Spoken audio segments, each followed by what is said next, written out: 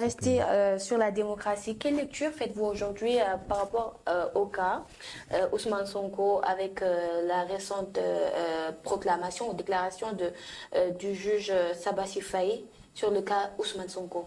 Vous sentez que la démocratie respire ou... Ouais, bon, la décision du juge est une décision applaudie par ceux qui soutiennent Ousmane Sonko, ceux qui aussi souhaitent que le droit soit dit dans notre pays. Parce que dans une démocratie, il faut que le droit soit dit.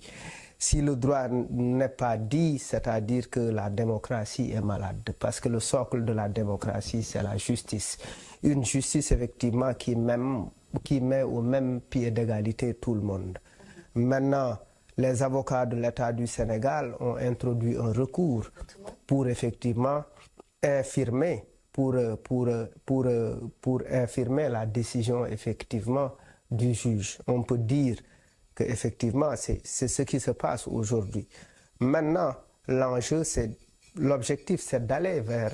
Une démocratie a besoin d'élections, mais d'élections inclusives, d'élections où effectivement qui donnent la possibilité à chaque personne qui le souhaite de participer, d'aller aux compétitions. Parce qu'une élection, c'est une compétition électorale où on a effectivement différents compétiteurs avec différents concepts qui proposent un programme.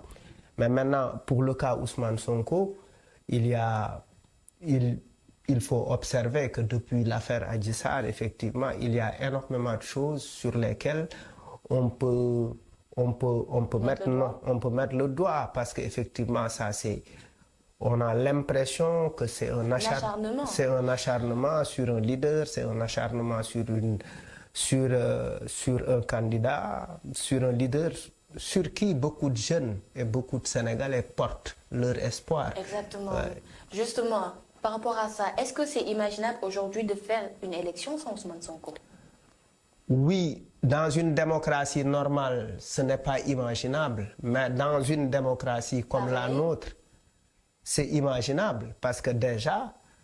quelles vont être les retombées? Oui, déjà les opposants, les différents compétiteurs de l'opposition comme du pouvoir sont en train d'aller retirer leur fiche de parrainage. Ce qui veut dire que les jeunes aussi se sont allés s'inscrire sur les listes électorales. Ce qui veut dire qu'on parle d'élections, on parle de beaucoup de choses.